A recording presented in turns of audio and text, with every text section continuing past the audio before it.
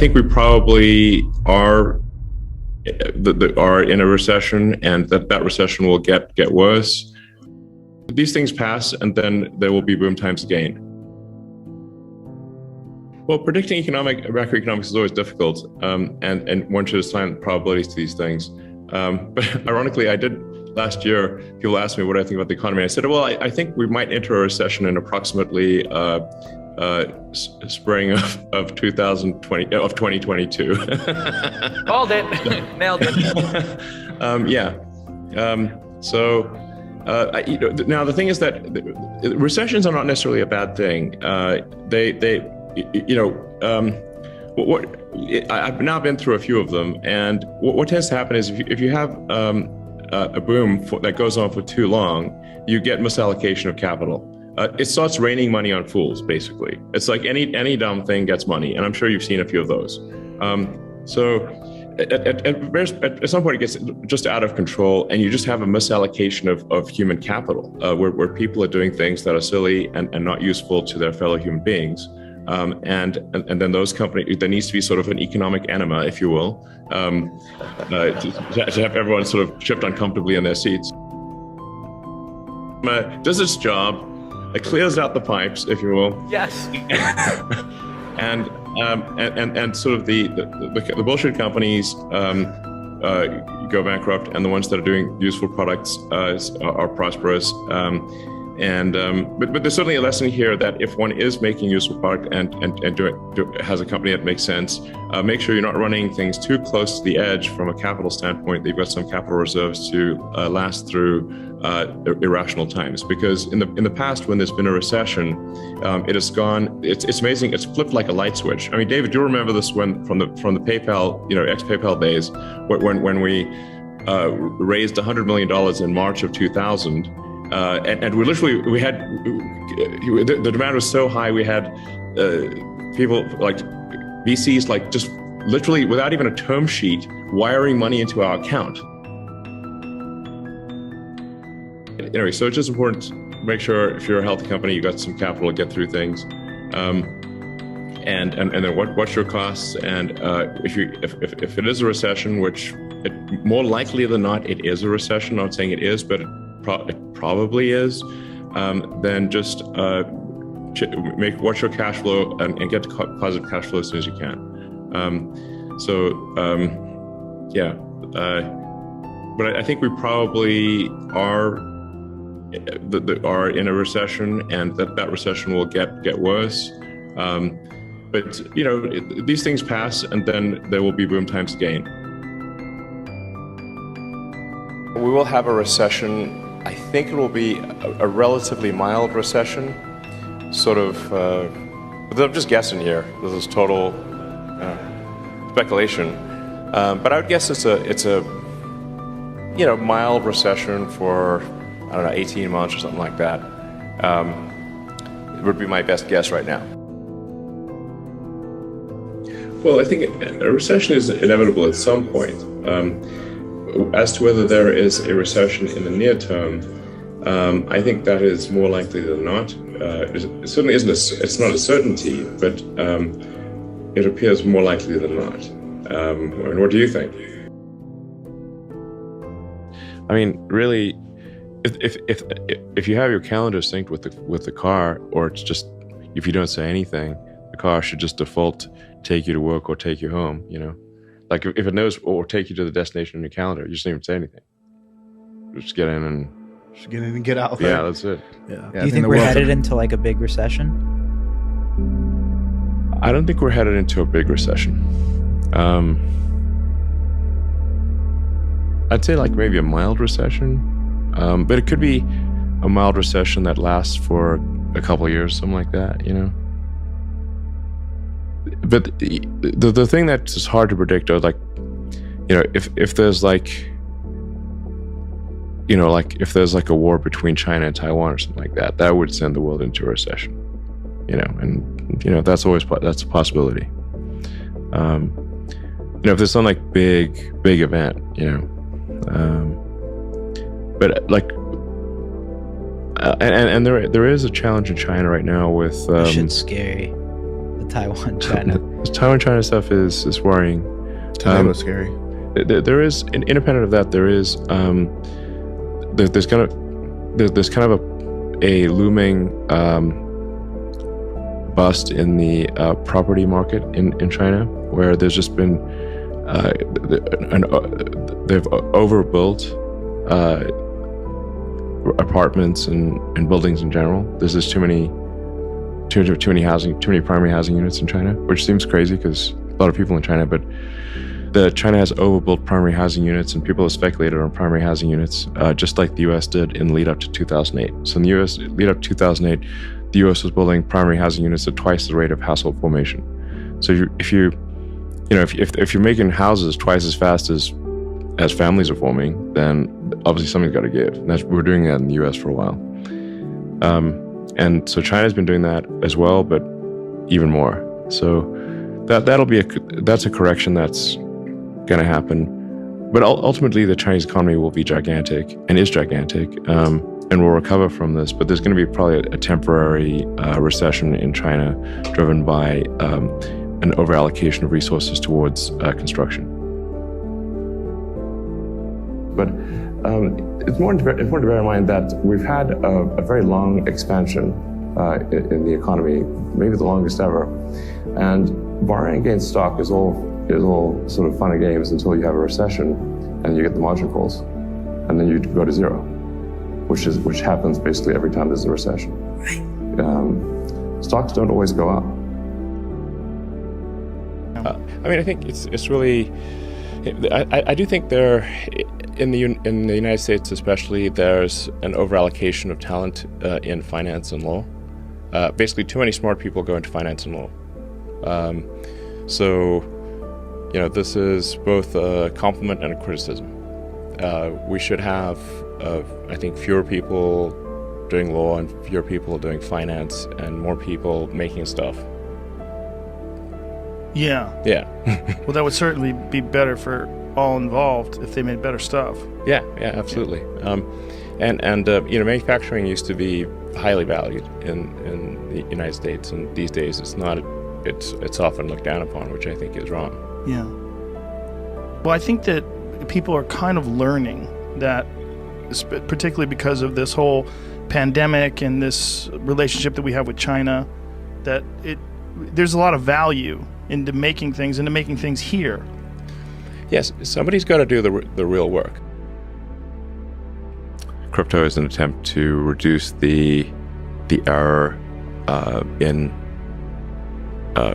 money that is contributed by governments diluting the money supply as basically a pernicious form of taxation.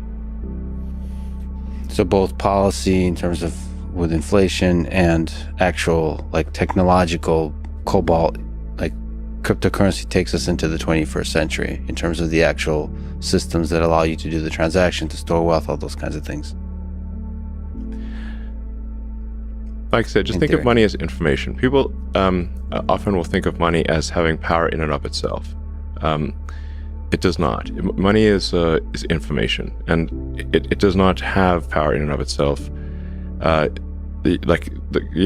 Applying the physics tools of thinking about things in the limit is helpful. If you are stranded on a tropical island and you have $1 trillion, it's useless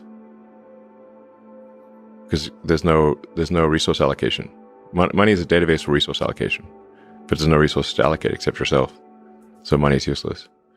It's a lie. Yeah, straight up. It's a straight up lie. Okay. 100%. So then, obviously, it's been trained on perforated data. You can achieve better cohesion between what humans want and what AI does. Elon Musk drops a bombshell, accusing OpenAI of deception and asserting that the concept of a digital god is far from benign. I don't know, except to say that by the time these lawsuits are decided, we'll have digital god. So I ask digital god at that point. These lawsuits won't be decided before on a time frame that is relevant. is that a good thing or a bad thing? I think we live, there's that I don't know if it's actually a real Chinese saying or not, but may you live in interesting times. Right. It's apparently not a good thing. Well, there's regulation around anything which is a physical danger or a danger to the public. So like cars are heavily regulated, communications are heavily regulated, rockets and aircraft are heavily regulated. The general philosophy about regulation is that when something is a danger to the public, that there needs to be some government oversight.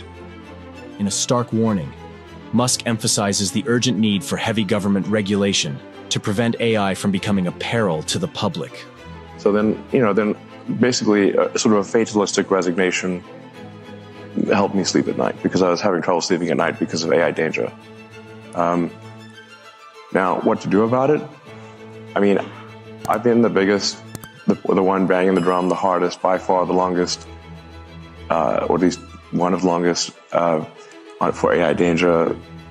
And these regulatory things that are happening, the single biggest reason they're happening is because of me. Now, this tends to cause the AI accelerationists to get up in arms because they think AI is sort of heaven, basically. Well, you typically don't like regulation. You've pushed back on regulators for the most part in the world of Tesla. In the world, so many instances where we read articles about you pushing back on the regulators. I'm so curious why, in this instance, now you own one of these businesses. Musk, a vocal advocate for AI caution, reflects on being a pioneer in highlighting the potential dangers of artificial intelligence. So I think, in my view, AI is more dangerous than and we regulate. You can't just go make it in your backyard. I think we should have some kind of regulation with AI. One of the things about training on data has been this idea that you're not going to train, or that these things are not being trained on people's copyrighted information. Historically, that's been the concept. Yeah, that's a huge lie. Say that again? Yes, these AIs are all trained on copyrighted data, obviously. So you think it's a lie when OpenAI says that this is not, none of these guys say they're training on copyrighted data? Oh, that's a lie. It's a lie, straight up. It's a straight up lie. Okay. 100%. So then, obviously, it's been trained on copyrighted data. Amid escalating concerns, Musk urges swift regulation of AI, highlighting the need for proactive measures to control its rapid acceleration. I would prefer to, personally, I would prefer to live in interesting times. And we live in the most interesting of times. I think, and for a while there, I was like really getting demotivated and losing sleep over the sort of the threat of AI danger. And then I finally sort of became fatalistic about it and said, well, even if I knew it was certain, would I choose to be alive at that time or not? And I said I probably would choose to be alive at that time because it's the most interesting thing, even if there's nothing I could do about it. I stopped using TikTok when I felt the AI probing my mind, and it made me uncomfortable. So I stopped using it. And in terms of anti-Semitic content, I mean, TikTok is rife with that. It has the most viral anti-Semitic content by far. But do you think the Chinese government is using it to manipulate the minds of Americans? No. Is that something that you think we should worry about? I mean, you have different states that are trying to ban it. I don't think this is some Chinese government plot. But it is, the TikTok algorithm is entirely AI powered. So it is really just trying to find the most viral thing possible. It's what is going to keep you glued to the screen. Right? That's it. Now, on sheer numbers, there are on the order of 2 billion Muslims in the world, and I think much smaller number of Jewish people. What, 20 million, something? Many orders of magnitude fewer. So if you just look at content production, just on sheer numbers basis, this is going to be overwhelmingly anti-Semitic. Elon Musk doubles down, arguing that AI poses a greater threat than other heavily regulated entities, emphasizing the urgency for oversight. As I said a moment ago, one should not take what is viewed in the media as being the whole picture.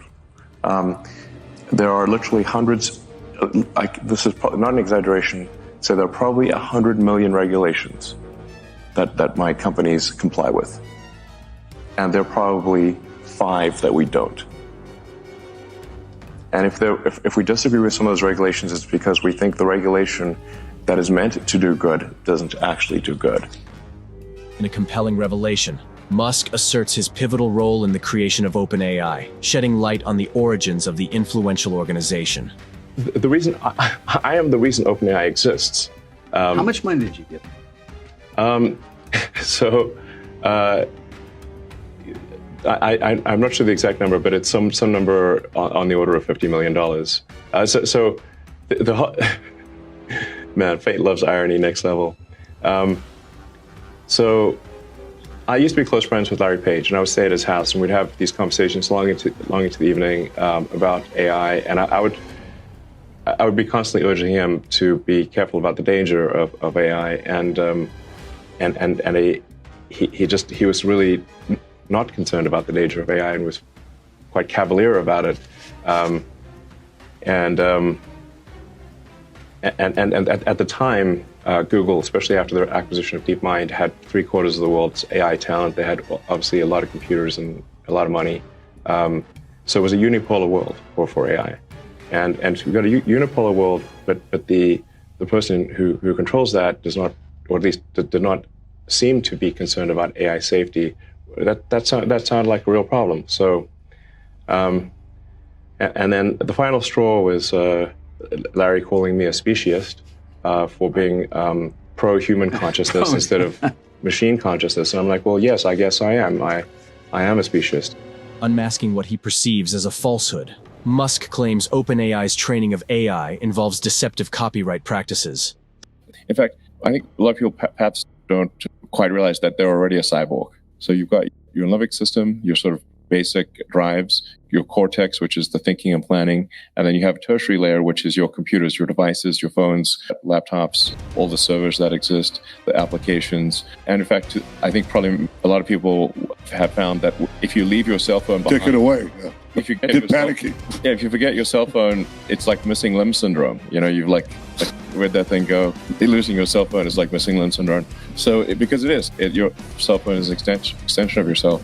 The limitation is bandwidth. So the rate at which you can input, or I should say output information into your phone or computer is very slow.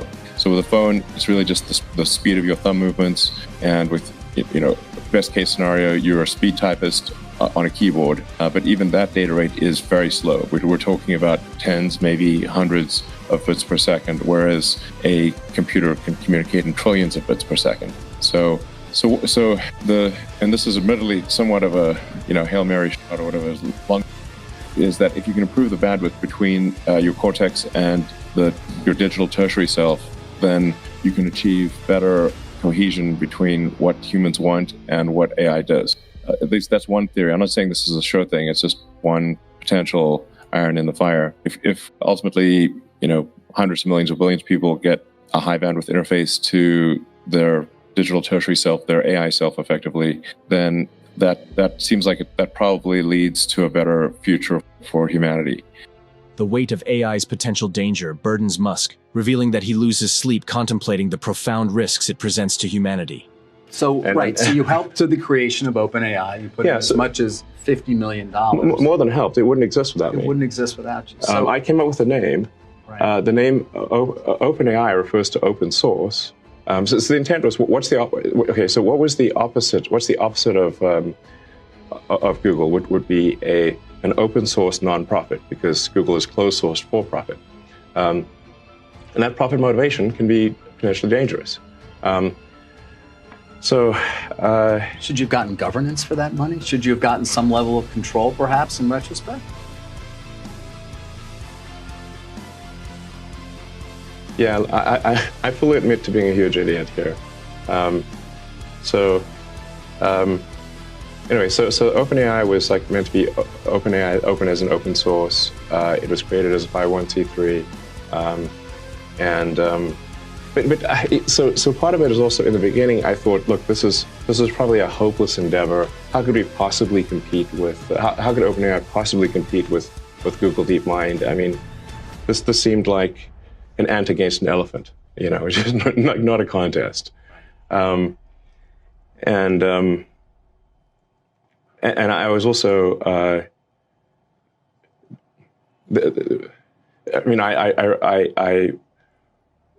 was instrumental in recruiting the key scientists and engineers, most notably Ilya Sutskever. In fact, Ilya went back and forth several times because he would say he's going to join OpenAI, then Demis would convince him not to, then I would convince him to do so, and this went back and forth several times, and ultimately he decided to join OpenAI, and really Ilya joining was the linchpin for OpenAI being ultimately successful. So you're very... Musk unveils a disturbing reality, exposing the prevalence of anti-Semitic content on platforms like TikTok and its implications. I think generally it would be a good idea to have some kind of AI regulatory agency, and you start off with a team that gathers insight to get a maximum understanding. Then you have some proposed rulemaking, and then eventually you have regulations that are put in place. And this is something we have for everything that is a potential danger to the public. So if it is, if we're in the Food Administration, we've got aircraft with the FAA and rockets, there's anything that is a danger to the public over time. We have learned, often the hard way, after many people have, to have a regulatory agency to protect public safety. I'm not someone who thinks that regulation is some panacea where it's only good. Of course, there are some downsides to regulation in that things move a bit slower, and sometimes you get regulatory capture and that kind of thing. But on balance, I think the public would not want to get rid of most regulatory agencies. And you can think of it also as like the regulatory agency being like a referee. What sports game doesn't have a referee? You need someone to make sure that that people are playing fairly, not breaking the rules, and that's why basically every sport has a referee of one kind or another. So that's the rationale for AI safety. And I've been pushing this all around the world. And when I was in China a few months ago, meeting with some of the senior leadership, my primary topic was AI safety and regulation. And they, after we had a long discussion, agreed that there's merit to AI regulation and immediately took action in this regard. So sometimes we'll get this comment of like, well, if the West does AI regulation, surely then what if China doesn't and then leaps ahead? And I think they're also taking it very seriously because, the opposite of whatever moral constraints you programmed into the system. Elon Musk engages in a critical analysis of regulations targeting his companies, expressing disagreement with certain aspects. It does seem weird that something can be a non-profit open source and somehow transform itself into a for-profit closed source. This would be like let's say you funded an organization to save the Amazon rainforest, and instead they became a lumber company and chopped down the forest and sold it for money. And you'd be therefore like, well, wait a second, that's the exact opposite of what I gave the money for. Yeah. Is that legal? That doesn't seem legal.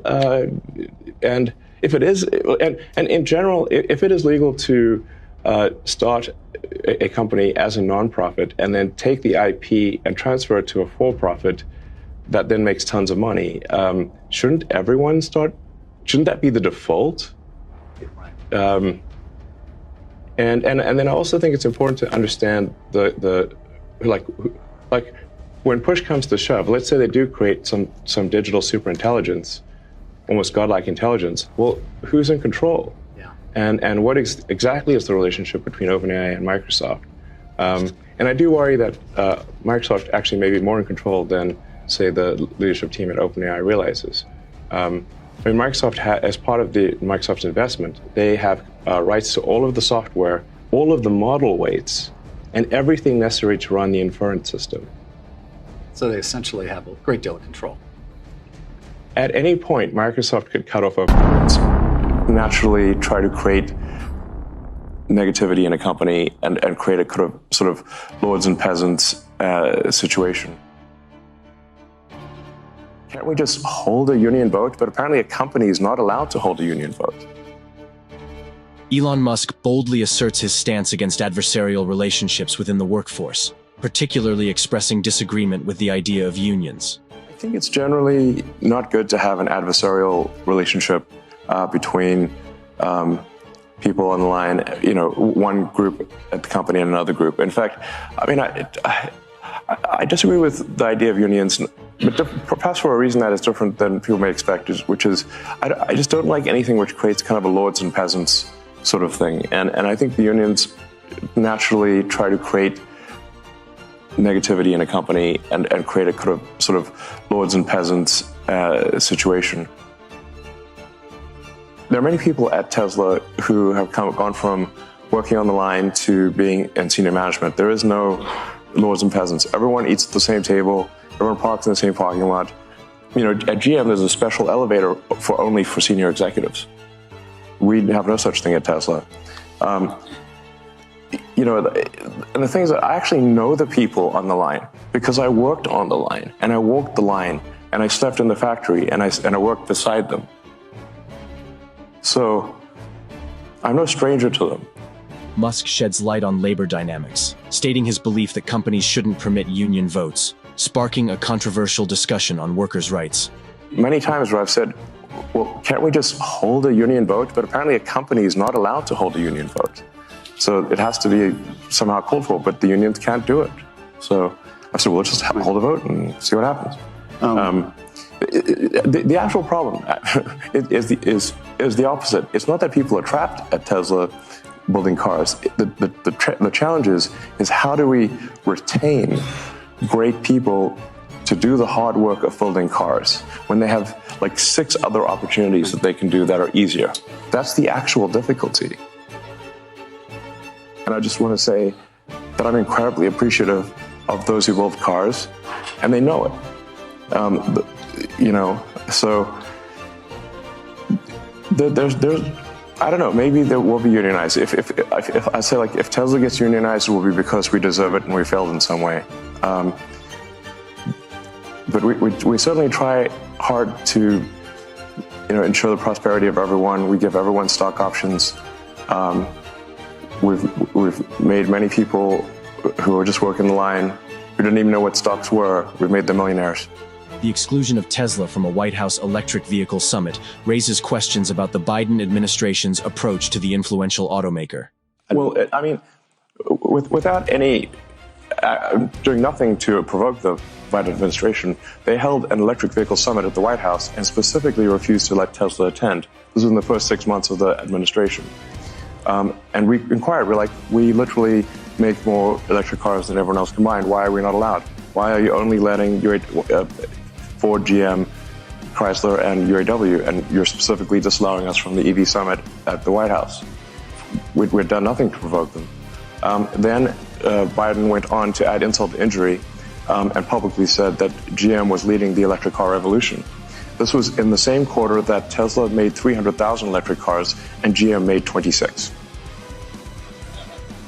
Does that seem fair to you? I think if you make a compelling electric car, people will buy it, no question about it.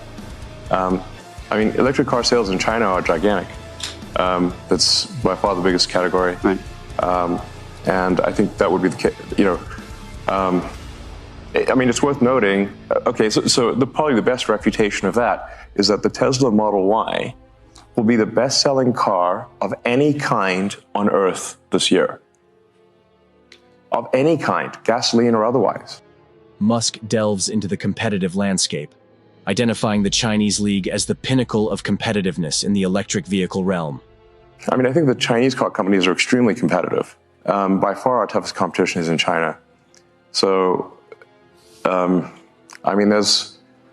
there's a lot of people who out there who think that the top 10 car companies is going to be Tesla, followed by 9 Chinese car companies.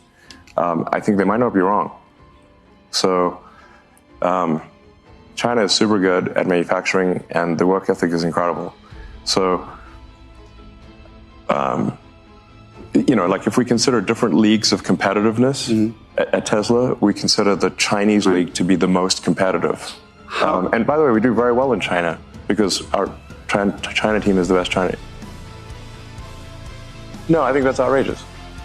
Yeah, no, I'm not going to vote for some pro-censorship candidate. Like I said, I mean, I think you have to consider that there is a lot of wisdom in these amendments. I mean, the Constitution, and a lot of things that we take for granted here in the United States that don't even exist in Canada. There's no constitutional right to freedom of speech in Canada. So, it's not, and there's no Miranda rights in Canada. People think you have the right to remain silent. You don't actually in Canada. So, half Canadian, I can say these things, I suppose. But, you just got, the freedom of speech is incredibly important. Even when people, and like I said, it's actually especially important. In fact, it is only relevant when people you don't like can say things you don't like. In a candid moment, Musk dismisses the notion of performing a metaphorical tap dance to prove his capabilities, emphasizing authenticity. I think I am, but I'm certainly not going to do some sort of tap dance to prove to people that I am. So as for trust, I mean, I think we break that down in a few ways. If you want satellites sent to orbit reliably, SpaceX will do 80% of all mass to orbit this year. China will do 12%. The rest of the world will do 8%. That includes Boeing, Lockheed, and everyone else. So the track record of the rocket is the best by far of anything. You could hate my guts you could not trust me. It is irrelevant. The rocket track record speaks for itself. With respect to Tesla, we make the best cars. Whether you hate me, like me, or indifferent, do you want the best car or do you not want the best car? We focus on making the best products, and Tesla's gotten to where it's gotten with no advertising at all. I understand that. Tesla currently sells twice as much in terms of electric vehicles as the rest of electric car makers in the United States combined. Tesla has done more to help the environment than all other companies combined. It would be fair to say that, therefore, as a leader of the company, I've done more for the environment than everyone else, any single human on Earth. The exclusion of Tesla from a significant event raises eyebrows, and Musk acknowledges Vivek's contributions, adding complexity to the labor discourse. Well, I haven't endorsed anyone for president. I mean, I wanted to hear what Vivek had to say, because I think some of his things some of the things he says, I think, are pretty solid. He's concerned about government overreach. The company I started, Zip2, was funded by a New York Times company, Hearst Knight Ridder, and in fact, we wrote some of the software for the New York Times website, and we helped bring online several hundred newspapers that previously were only in print. Now this is in the 90s, which at this point is I'm like a grandpa, basically. The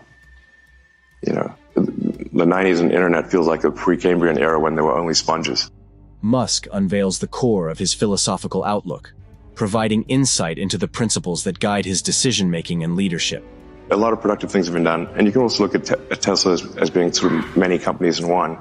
Like our supercharging network is, if the Tesla supercharging network were its own company, it would be a Fortune 500 company by itself. Just the supercharging system. We also make the cells. We build the power electronics and the powertrain from scratch. We have the most innovative structural design, the largest castings ever used. We have the best manufacturing technology at Tesla, better manufacturing technology than companies that have been doing it for 100 years. So these demons of the mind, are, for the most part, harnessed to productive ends. Let me ask you but that doesn't mean that once in a while they, go wrong. Offering a touch of humor, Musk connects his early reading experiences, citing Douglas Adams' The Hitchhiker's Guide to the Galaxy as a philosophical influence delivered through humor. If I were to describe my philosophy, it is a philosophy of curiosity. I